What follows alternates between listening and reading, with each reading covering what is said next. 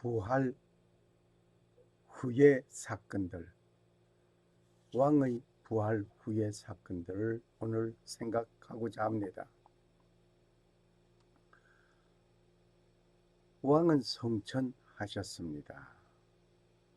여자들이 갈제 파수꾼 중 몇이 성에 들어가 모든 된 일을 대제사장들에게 고하니 그들이 장로들과 함께 모여 의논하고 군병들에게 돈을 많이 주며 가로되 너희는 말하기를 그의 제자들이 밤에 와서 우리가 잘 때에 그를 도적질하여 갔다 하라. 만일 이 말이 총독에게 들리면 우리가 권하여 너희로 근심되지 않게 하리라 하니 군병들이 돈을 받고 가르친 대로 하였으니 이 말이 오늘날까지 유대인 가운데 두루 퍼지니라. 11 제자가 갈릴리에 가서 예수의 명하시던 산에 이르러 예수를 비웃고 경배하나 오히려 의심하는 자도 있더라. 예수께서 나와 일러 가라사대 하늘과 땅의 모든 권세를 내게 주셨으니 그러므로 너희는 가서 모든 족속으로 제자를 삼아 아버지와 아들과 성령의 이름으로 세례를 주고 내가 너희에게 분부한 모든 것을 가르쳐 지키게 하라. 볼지어다 내가 세상 끝날까지 너희와 항상 함께 있으리라 하시니라. 마태복음 28장 11절에서 20절.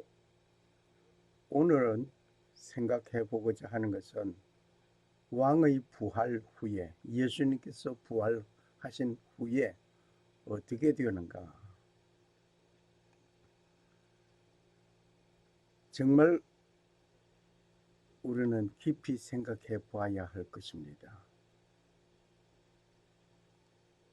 죽은 자가 살아났다고 하는 사실, 놀라운 일 중에 하나입니다.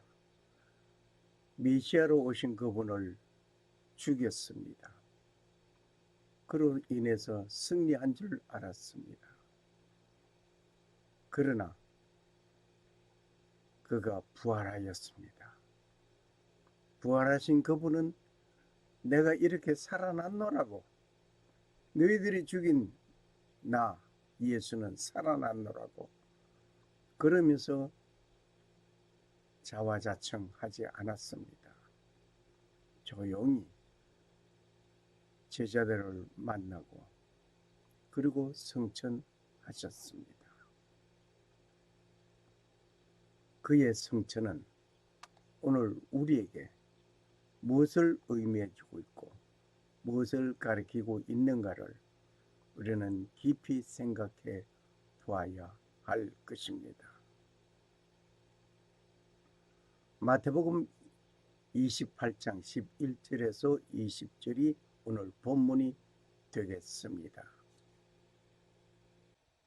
감사합니다. 오늘 저를 사랑해 주시는 마음에서 구독해 주십시오. 구독해 주심에 저는 큰 힘이 되겠습니다. 그리고 좋아요 눌러주세요. 저에게 큰 힘이 됩니다. 구독과 좋아요는 저에게 큰 힘이 될 뿐만 아니라 앞으로 큰 일을, 정보를 제공해 드리는데 큰 도움이 되겠습니다. 뿐만 아니라 기도해 주십시오. 여러분의 기도가 저에게는 더 크고 놀라운 힘이 됩니다. 감사합니다. 마태복음 28장 11절에서 20절을 보면서 왕이 부활하신 뒤에 일어난 사건들이 여러 사건들이 있습니다. 그런데 마태복음에서는 크게 두 사건을 기록하고 있습니다. 다른 여러 사건에 대하여서는 그 부분을 공부하게 될 때에 하기로 하겠습니다. 오늘 기록된 두 사건의 종류의 모습을 보면서 은혜의 시간을 가지려고 합니다. 왕이 죽었습니다. 그 시체를 돌 무덤에 넣고 돌을 굴러 무덤 문을 막았습니다. 그리고 인봉하였습니다. 그 무덤 앞에 군사들은 3일 동안 파수하고 있었습니다. 그런데 갑자기 큰 지진이 나고 봉인한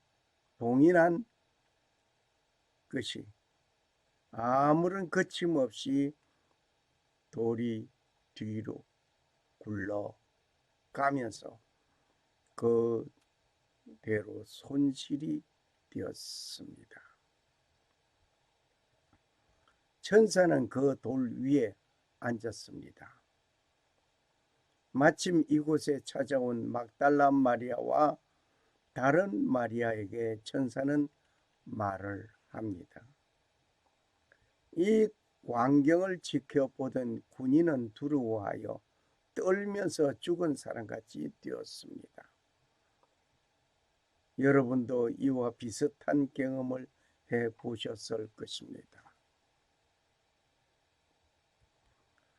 저는 6.25 동란 때에 피난 가다가 너무나 놀란 나머지 도망을 가야 하는데 두려움과 함께 공포증이 나의 온몸을 사로잡았습니다.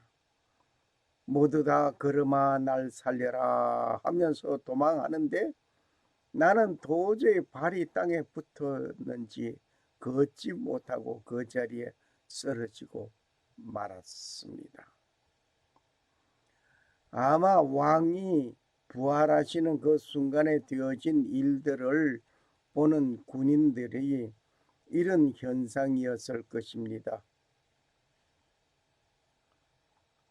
충분히 이해가 갑니다. 천사의 말을 듣고 이 소식을 전하기 위하여 막달라 마리아와 다른 마리아는 떠나갔습니다. 이렇게 생생한 증거를 본 증인이 수제사장에게 가서 그 사실을 말합니다. 수제사장은 많은 돈을 군인들에게 주면서 증인의 적은 내용을 바꾸어 말하게 하였습니다. 돈을 받은 군인들은 역시 증인은 위증하는 일이 되었습니다. 한편 부활하신 예수님은 갈릴리에서 제자들을 만났습니다. 제자들에게 당부하십니다. 그리고 세상 끝날까지 항상 너희와 함께 있느니라 하셨습니다. 마태복음 기록에서는 없지만 왕은 성천하셨습니다. 왕이 성천하시면서 남겨놓은 그 말씀 우리는 기억하고 주님을 고대하며 기다려야 할 것입니다. 마태복음 28장 11절 이제 그들이 갈 때에 보라 파수꾼 중에 몇 사람이 그 도시로 들어가 일어난 모든 일을 수제사장들에게 알림해. 이거 11절 말씀이었습니다. 왕이 부활하시는 그 모든 상황을 파수꾼은 생생하게 지켜보았습니다. 이들은 증인의 제1호라고 볼 수가 있겠습니다. 이 되어진 일들을 수제사장들에게 보고합니다. 증인은 사실 그대로 증언하는 모습을 보았습니다. 보고자는 사실 그대로 증언하는 것이 원칙입니다. 사실을 과장하게 설명한다든지 축소하여 말을 하는 것은 보고를 받는 자로 하여금 올바른 판단을 할 수 없는 것입니다. 아무리 설명을 정확하게 한다고 할지라도 듣는 자는 상상을 해야 하므로 잘못 그림을 그릴 수도 있습니다. 한번 예를 들어 보겠습니다. 예를 들어 본다면 수박을 보지도 못하고 먹어보지도 못한 사람이 있습니다. 수박은 둥글게 생긴 공 같고 그리고 겉모양의 색깔은 진초록색이며 그 수박을 자르면 속이 빨간색입니다. 이렇게 설명을 합니다. 그런데 먹으면 단맛이 나지요. 라고 말을 하면 그 사람은 그림을 그립니다. 어떤 그림을 그릴까요? 둥근 공 같다고 하였으니 알 것 같고 색깔이 파란색이라고 하니 진초록 색깔 공 같은 것으로 보인다. 그리고 자르면 붉은색이다 라고 하였는데 무엇일까? 하면서 상상해 봅니다. 호박은 노랗고 박은 하얀데 그런데 단맛이 있다고 하니 설탕을 발라 놓은 것인가? 등등 여러 가지 상상을 해 볼 것입니다. 그러나 수박 한 통을 보여주면서 쪼개고 맛을 보게 하면 내가 그린 그림은 전혀 다른 그림이라는 것을 알게 될 것입니다. 그러므로 현장의 목격자가 정확하게 설명한다고 할지라도 보지 않는 자는 상상으로 그림을 그려야 하는 것이므로 다른 그림을 그리기 쉽습니다. 그러므로 여기에 나타나 있는 이 화재 현상을 아무리 설명을 잘 한다고 할지라도 그 현장을 보는 것보다는 못한 것입니다.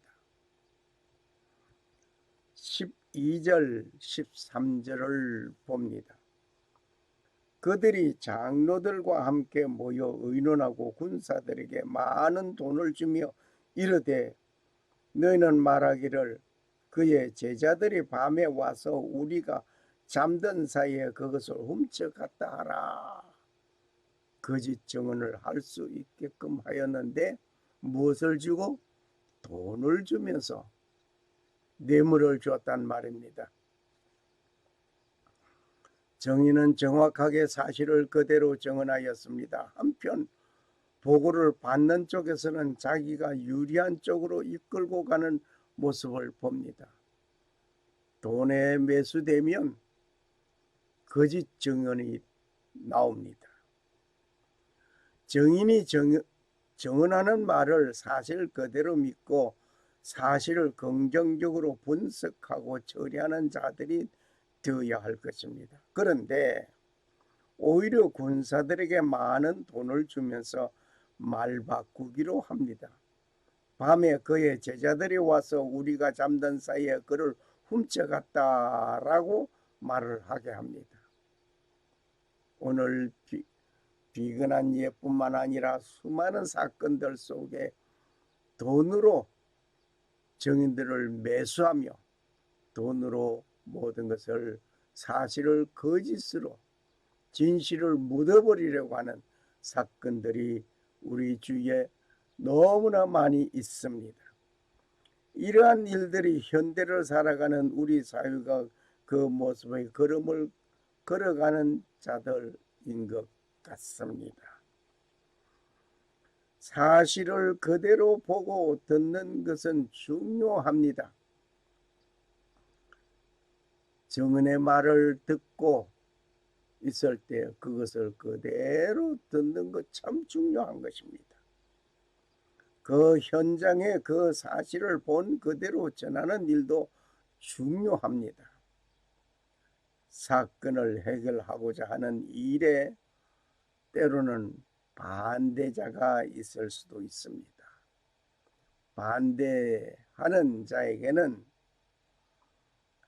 왜 이 일이 이루어져야 하는지를 설명하고 말을 들어볼 생각도 없이 고성을 지르면서 반대만 외치는 이들이 많이 있습니다. 다시 말을 하면 반대를 위한 반대자 말입니다. 오늘 이 사건은 이 사실은 미국이든 한국이든 세계 어느 곳이든 개인이든 단체든 누구든지 자기의 거짓된 사실을, 거짓된 그 상황을 그대로 진실화시키기 위해서 노력하는 그 모습 말입니다. 비근한 예를 하나 들어보겠습니다. 2017년 3월 황교안 대통령 권한 대행자가 경북 성주에서 말씀을 나누는데 반대 소리를 외치고 물병을 던지고 난동을 부리는 주민들이 무질서한 행동을 나는 보았습니다. 담담하게 말을 하는 황 대통령 권한 대행자, 그 심정을 상상하면서 현장을 보았습니다. 오늘 여러분은 이 두 대비된 상황을 보면서, 그림을 그리면서 한번 깊이 생각해 보아야 할 것입니다.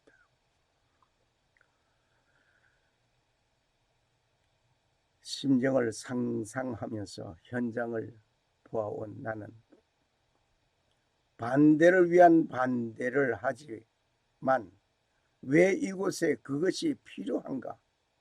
들어보는 귀는 닫고 하고자 하는 말, 반대, 그것만 외치는, 이것은 올바른 자의 양식이 아닙니다.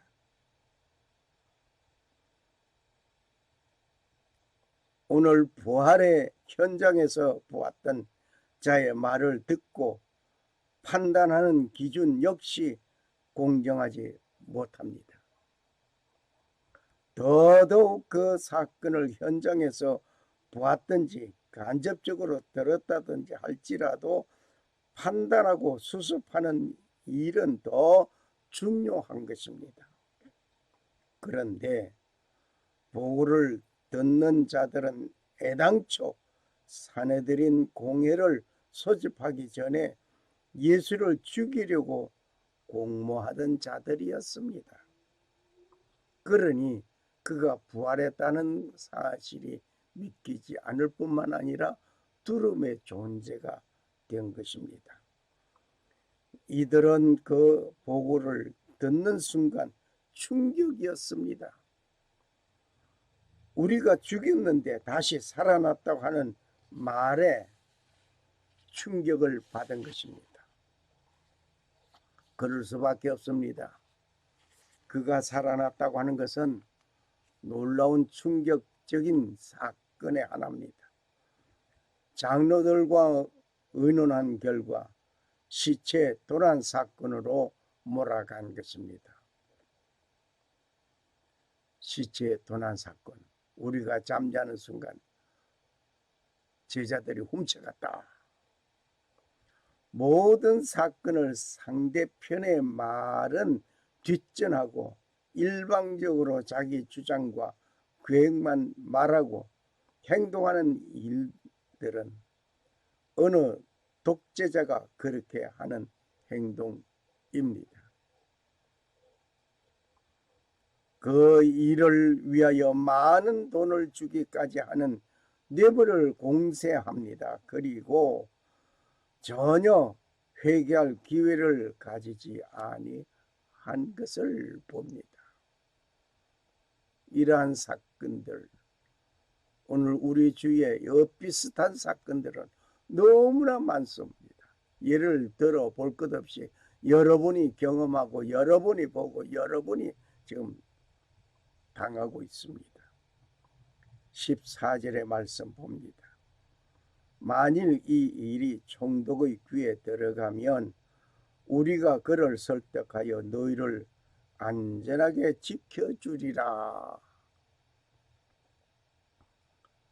안전하게 지켜주리라. 글쎄요. 불침범이나 파수병 또는 경비병의 임무를 아시는 분은 이해가 될 것입니다. 어떻게 지켜줄 것입니까?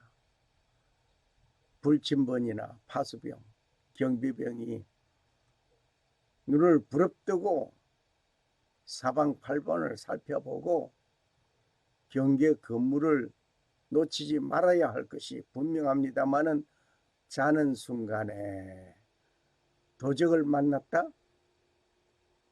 그는 감옥에 가든지 사형을 받아야 할 것입니다.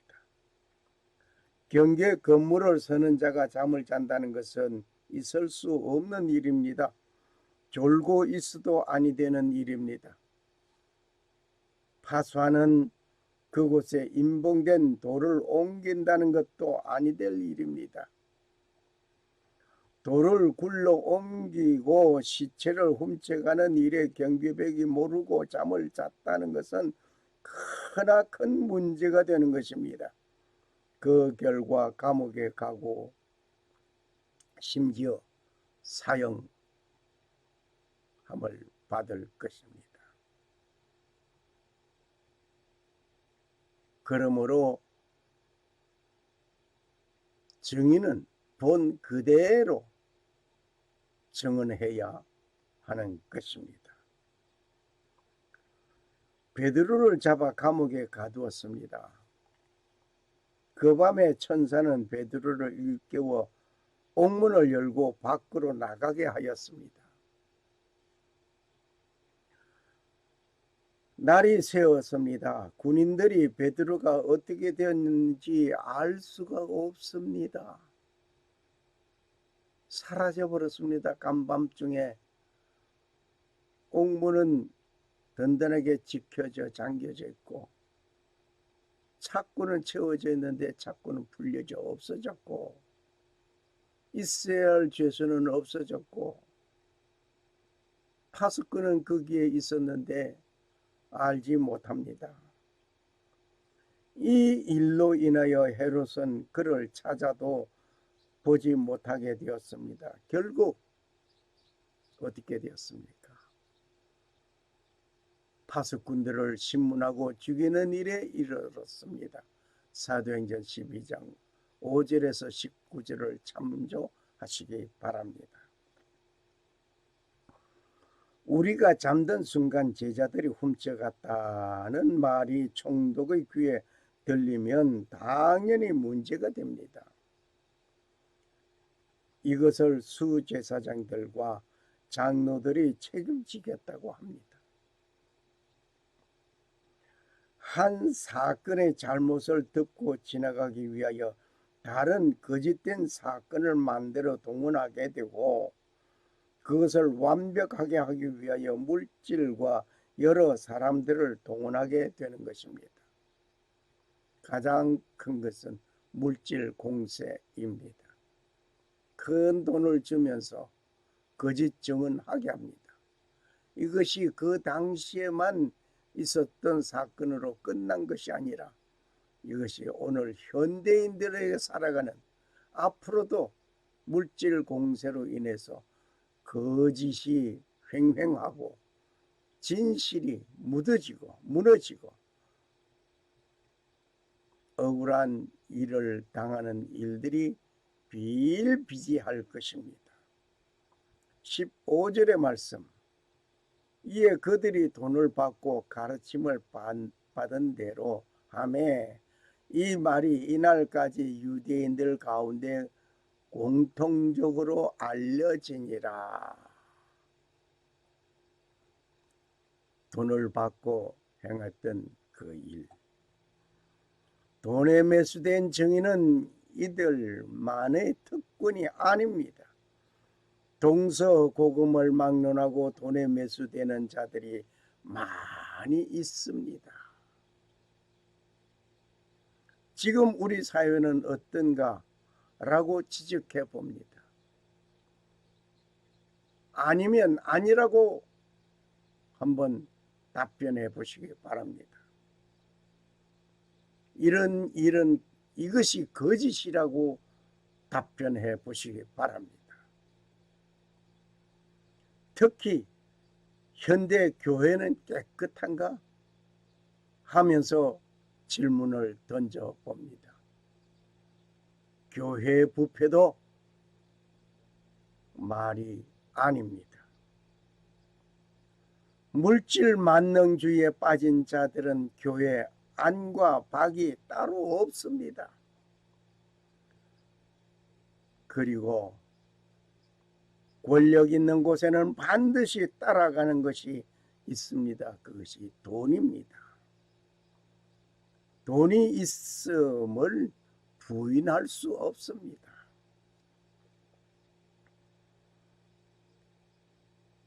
돈은 사랑함이 일만 악의 뿌리니 어떤 자들이 돈을 탐내다가 믿음에서 떠나 잘못하고 많은 고통으로 자기를 찔러 꿰뚫도다. 디모데전서 6장 10절 말씀입니다. 돈을 사랑함이 무엇이라? 일만 악의 뿌리라고 했습니다. 그 돈이 우리에게는 필요합니다. 일상생활에 돈이 있어야 양식을 살 수 있고 생활할 수 있습니다. 돈이 있어야 무엇을 하든지 생활할 수 있습니다. 그런데 그 돈이 필요 없다가 아니라 돈을 사랑함이 일만하게 뿌리라.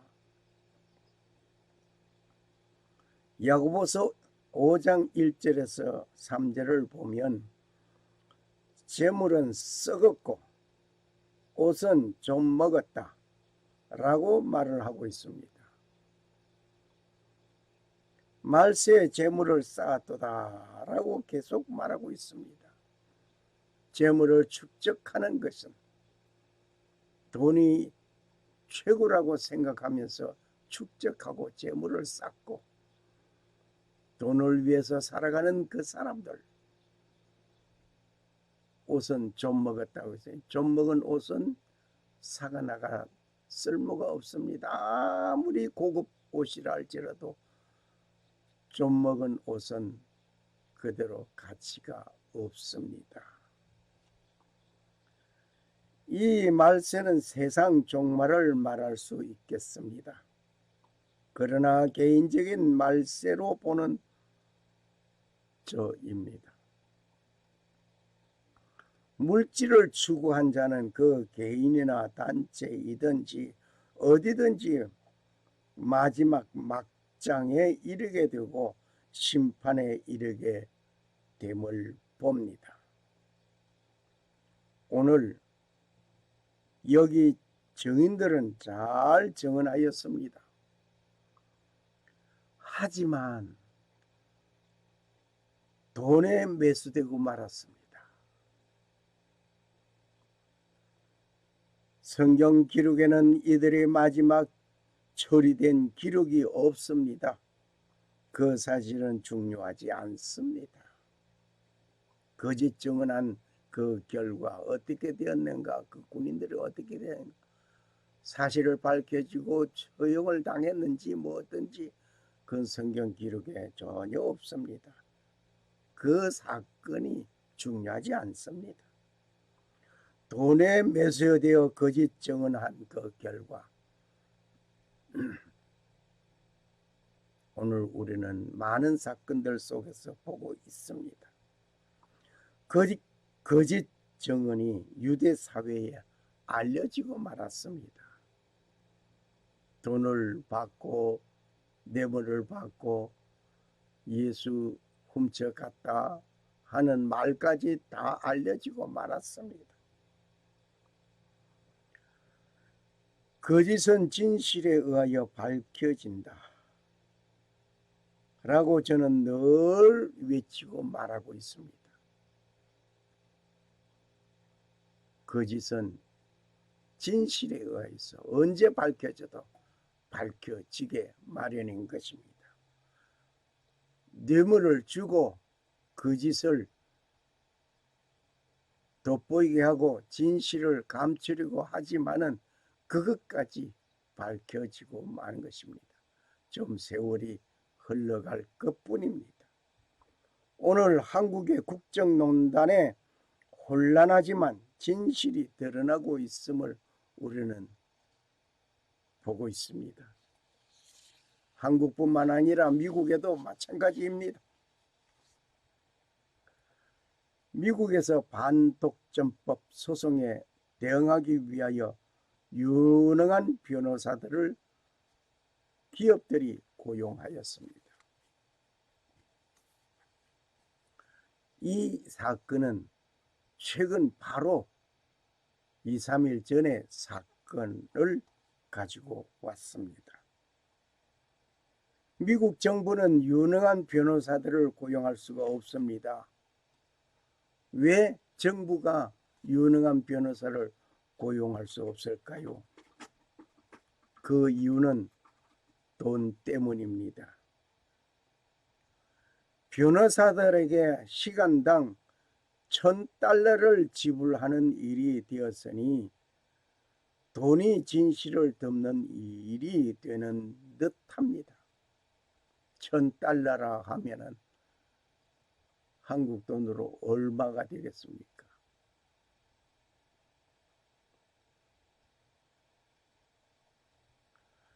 변호사들에게 $1,000를 지불하고 거짓을 진실처럼 밝히려고 하는 이런 일들, 오늘 이 뉴스 영상을 한번 보시겠습니다. 이 버락 오바마 대통령 시절 법무부의 독점금지국장을 지낸 월리엄 J. 베어는 이러한 회사들은 가장 우수하고 똑똑한 사람들을 고용할 수 있는 돈을 가지고 있다고 말했다. 그러나 이는 정부가 이러한 문제들에 쏟아부을 수 있는 돈이 한정된 것과는 달리 사실상 이들 기업은 무제한적으로 돈을 쏟아부을 수 있어가지고 바로 이러한 자원의 격차를 강조하고 있다. 연방거래위원회의 민주당 집행위원인 레베카 슬로터는 독점금지 소송이 가장 비싼 소송 중에 하나다라고 말을 했다. 그래서 한 명의 전문 증인이 대리인을 대변하는 비용은 해당 연도의 기관이 시행하는 다른 모든 사례에 대한 증인 비용을 이제 초과할 정도다. 그러니 이 정부 기관이 이 소송을 진행하는데도 돈이 딸려가지고 충분히 제대로 할 수 없다는 거죠. 독점금지법 시행 수요는 지난 10년 동안 크게 증가했으며 지난 한 해 동안 정말로 급증했다라고 말을 했다. 대규모 복잡한 사례들이 이제 나오고 있고 합병의 쓰나미를 검토하는 데 드는 비용은 막대하다. 그리고 빅테크 회사들은 그러한 독점금지 전문가들을 자기네 회사로 데려가고 있다는 거예요. 아마존, 페이스북, 구글은 각각 수십 명의 사내 변호사를 두고 있다. 2020년 1월 아마존은 전 연방거래위원회 변호사 에이미 포스너를 고용했다. 2020년 4월 페이스북은 또 다른 오랜 연방무역위원회 변호사를 했던 사람을 시작으로 수많은 정부 관계자들을 고용을 했다. 그래서 전 연방거래위원장 월리엄 코바시치는 이 놀라운 것은 정부기관에서 일을 하던 사람들이 바로 빅테크를 위해서 일하러 가는 사람들의 숫자가 대단히 많다라고 이렇게 얘기를 한 겁니다. 그러니 정부에서 지금 빅테크 조사를 맡으면은 빅테크 취업 전 단계에 들어간 거나 지금 마찬가지인 현상이 미국에 지금 나타나고 있다는 겁니다. 또한 대기업을 맡거나 정부를 대변하고 싶어하는 변호사들을 위한 일이 이제 더 많다. 가장 크고 명성이 있는 회사들은 실리콘밸리의 빅테크들을 위해 일을 하고 있다. 그래서 법무부의 독점금지 부서를 이끌 유력한 후보로 소문이 나 있던 경력이 많은 독점금지 법률 변호사 이 조나단 칸터 같은 경우도 주로 구글이나 페이스북, 아마존, 애플의 경쟁사들을 위해 일하면서 경쟁을 쌓았다는 겁니다. 그의 고객 목록에는 마이크로소프트, 뉴스코퍼레이션 같은 대기업과 그 다음에 엘프 같은 중소기업들도 포함이 되어 있다. 칸터 같은 경우도 결국은 자기가 이 독립적인 법률 그룹을 설립을 했는데 자기네들을 반독점 변호 부티크라고 광고를 하고 있다. 법원의 기록에 따르면은 그는 이미 애플과 구글에 의해서 고용이 되어 있다라는 겁니다. 그러니 지금 이 정부 차원에서 쓸 수 있는 유능한 인재는 빅테크들이 돈으로 지금 싹쓸이하고 있다. 그래서 법정이라고 하는 경기장에 올라갔을 때 체급이 이제 안 맞는 거죠. 이번에 그 임명한 그 연방거래위원회 그 위원장 같은 경우도 그 대학원 졸업한 지 얼마 되지 않고 교수라고는 있는데 아직 30대거든요. 그러니 현직 경험이 없는 사람이 지금 연방거래위원장이 됐다. 그래서 이제 좀 과연 잘할 수 있을까라는 그런 생각을 갖고 있었는데 지금 이 기사를 보니까 정말 현장에서 갈고 닦은 사람들은 빅테크들이 돈으로 싹쓸이 버려가지고 와, 이거 법정 소송이 정말 어렵겠구나 그런 생각이 듭니다. 기사를 읽고 나니까 정말 만만치 않은 싸움이다 그런 생각이 듭니다. 네, 뉴스를 다 들어보셨죠? 이 뉴스는 지금 2, 3일 전에 미국에서 이루어졌던 사건입니다. 돈을 사랑하면 무슨 뿌리가 됩니까? 질문 한번 해봅니다. 돈을 사랑하면 무슨 뿌리가 되느냐? 일만 악의 뿌리가 됩니다. 여러분, 돈을 사랑하고 돈을 위해서, 재물을 위해서 살아간다면 악의 뿌리가 된다는 사실을 기억하시기 바랍니다. 16절, 17절 말씀을 읽겠습니다. 그 뒤에 11 제자가 갈릴리에 가서 예수님께서 자기들에게 정한 산에 들어가 그분을 보고 그분께 경배하였으나 의심하는 자들도 있더라. 누가 의심하였을까요? 우리는 너무나 잘 아는 사건 중에 하나입니다. 세상은 어떤 소문을 들어 돌아가도 상관없이 부활하신 예수님은 갈릴리에서 제자들을 만나게 됩니다. 헛소문이 돌아가는 것에 아무런 반응을 하지 않습니다. 반응이 없습니다. 예수님께서는 그것을 정정하기 위하여 성전에 들어가서 수제사장들과 장로들에게 나타나서 나 이렇게 다시 살아나 부활하였소. 그리고 왔소. 라고 나타나 보이지 아니하였습니다. 만일 그들에게 예수님께서 부활하신 것을 증명하기 위하여 나타나셨다면 역시 또 다른 무슨 말을 할 것인지 궁금하기만 합니다.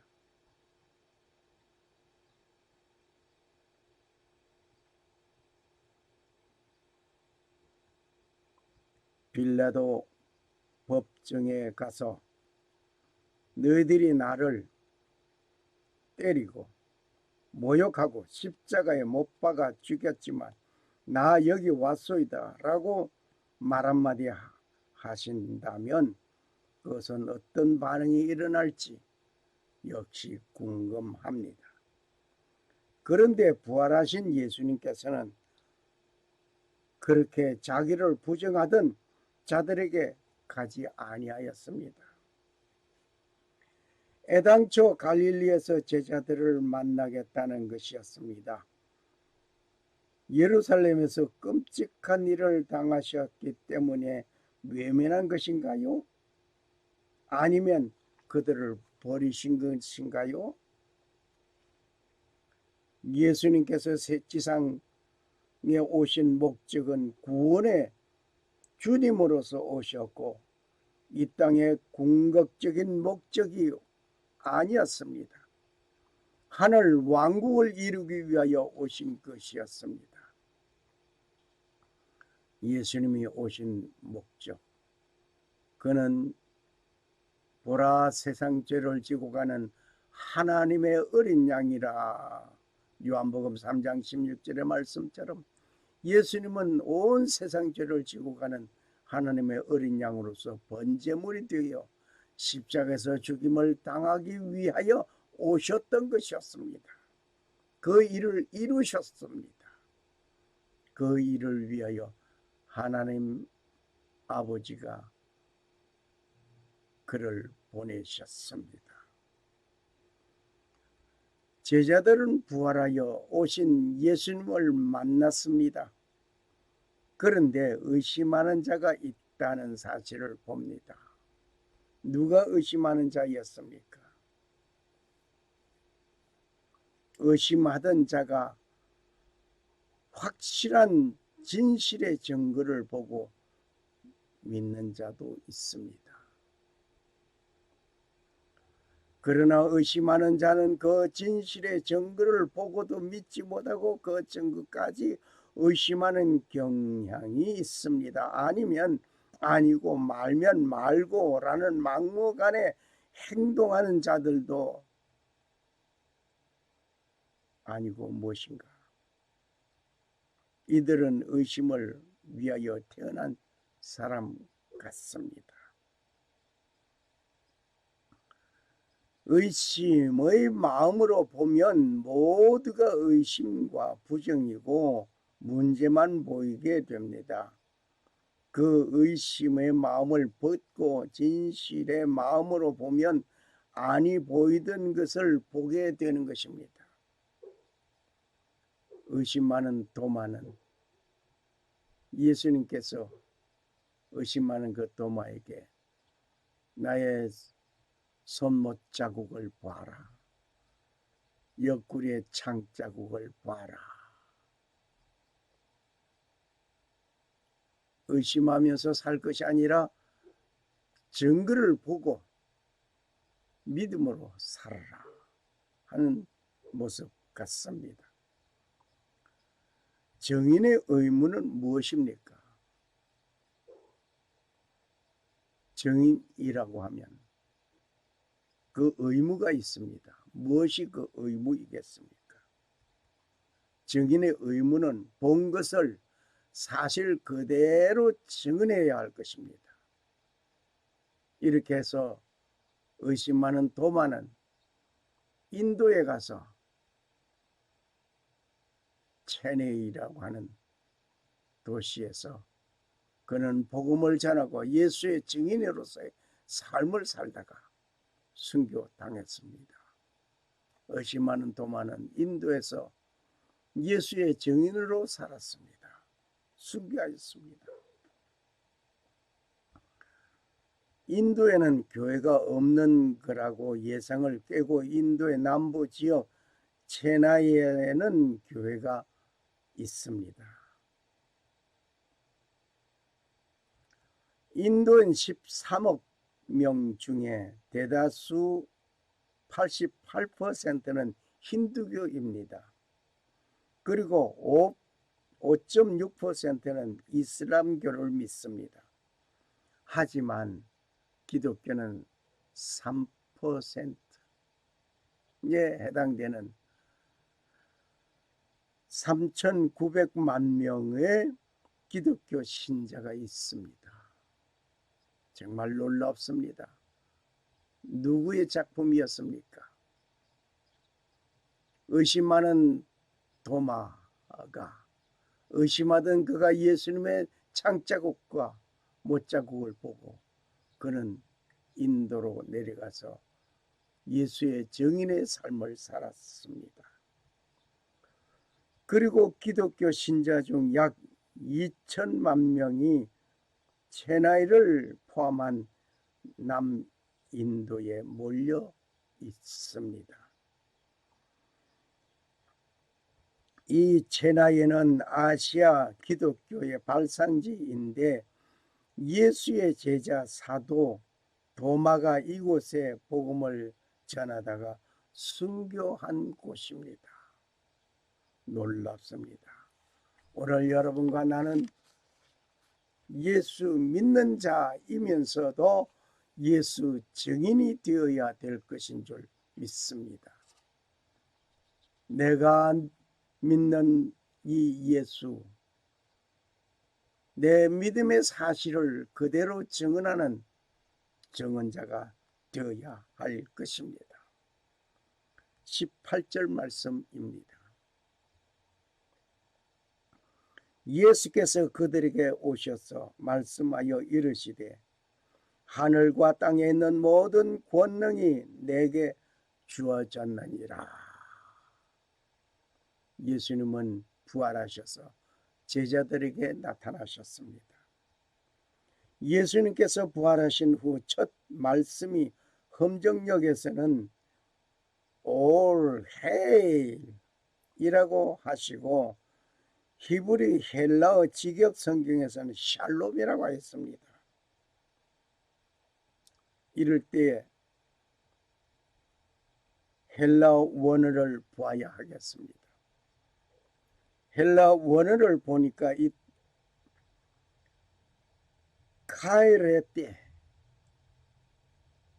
카이레테라고 하게 기록되어져 있습니다.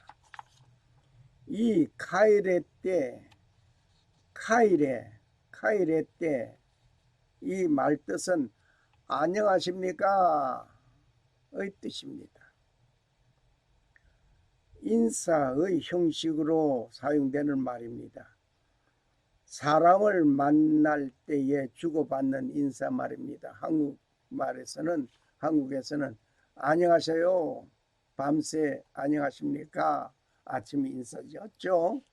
근데 요즘 밤새 안녕하십니까 라는 인사가 계속되는지 잘 모르겠습니다. 그리고 미국에서는 굿모닝 하고 아침 인사 만나, 또 오후에만 굿 애프터눈, 좋은 저녁입니다, 오후입니다. 저녁에 만나면 굿 이브닝, 좋은 저녁입니다. 이렇게 하죠. 일본에서는 오하요 고자이마스, 뭐 스페니쉬로 말을 한다면은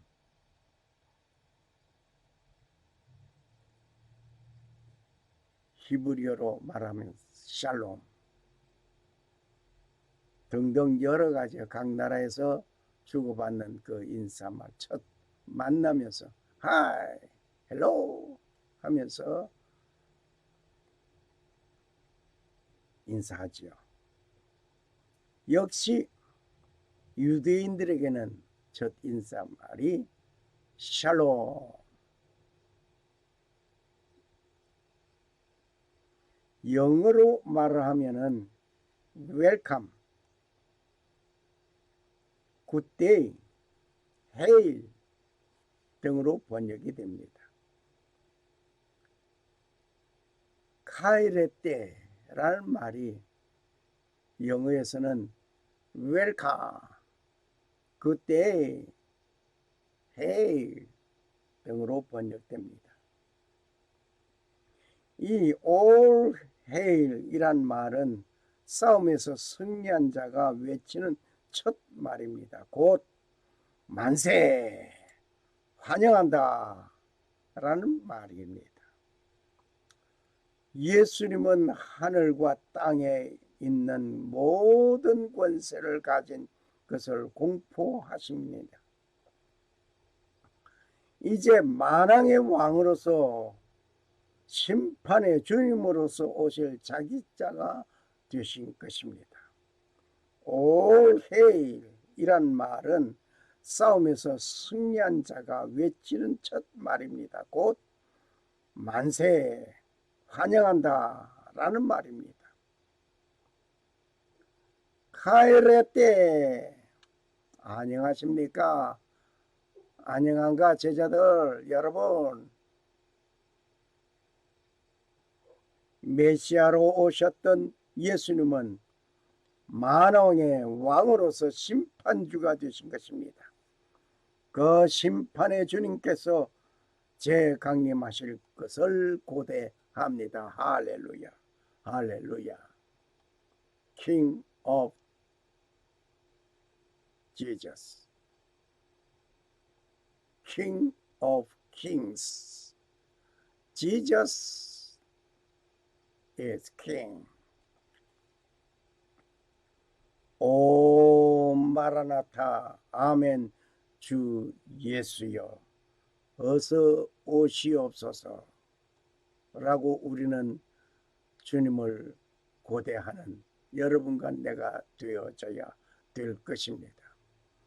초림의 주님은 구세주로 오셨습니다마는 재림의 주님은 구세주가 아닙니다. 심판주로 오십니다. 19절의 말씀. 그러므로 너희는 가서 모든 제자들을 가르치고 아버지와 아들과 성령의 이름으로 그들에게 침례를 주고, 부활하신 예수님께서 지상에서 마지막 부탁하시는 지상 명령 죄이라고 볼 수 있습니다. 예수님께서 십자가에 못 박힐 때에 그분의 죄명은 유대인의 왕이라 써 붙였습니다. 그런데 그분의 유대인의 왕이라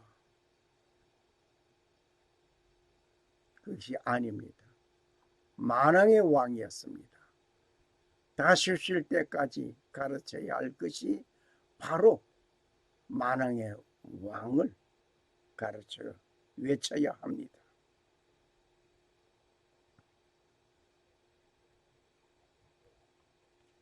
그분의 제자 된 모든 제자는 유대인의 왕이 아니라 만왕의 왕이시고 심판의 주님이시라는 사실을, 그분이 심판의 주님으로 오신다는 사실을 모든 세상 민족에게 가르쳐야 할 사명이 오늘 여러분과 나에게 있습니다.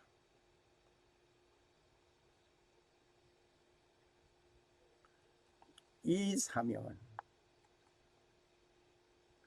온 세계 속에 있는 예수님의 제자된 자로서 받는 사명입니다. 예수님의 사건을 가르쳐야 합니다. 십자가 위에서 죄표에 쓴 글이 유대인의 왕이라 하였습니다. 그런데 이 예수님은 유대인의 왕이었습니까? 아닙니다. 만왕의 왕이십니다. 할렐루야, 할렐루야. King of Kings, 왕 중의 왕이라. 그 예수님은 이야기 속에 있는 예수가 아닙니다. 메시아로서 예수 그리스도를 가르쳐야 할 것입니다. 그리고 예수 그리스도를 배운 자에게 성부와 성자와 성령의 이름으로 침례를 주어 제자로 삼아야 할 것입니다. 아멘, 할렐루야. 20절 말씀, 무엇이든지 내가 너에게 명한 모든 것을 너에게 가르쳐 지키게 하라. 보라, 내가 세상 끝날까지 항상 너희와 함께 있으리라 하니라. 아멘, 아멘. 우리와 항상 함께 있겠다고 하는 주님의 말씀, 가르치고 지키게 하라 하십니다. 가르치는 것도 중요합니다. 그 배운 것을 실천하도록 해야 할 것입니다. 그리고 예수님은 떠나가십니다. 그러면 제자들만 홀로 남아있는 모습이 그려지는 그림입니다. 갈릴리에서 제자들을 만나고 예수님 성천하실 때에 예수님은 성천하셨고 홀로 뜬그렇게 남아있는 제자들, 홀로 남아있는 모습이 그려지는 그림, 여러분 눈앞에 그려집니까? 그런데 세상 끝날까지 항상 너희와 함께 있느니라고 말씀하신 그 말씀을 기억하시기 바랍니다.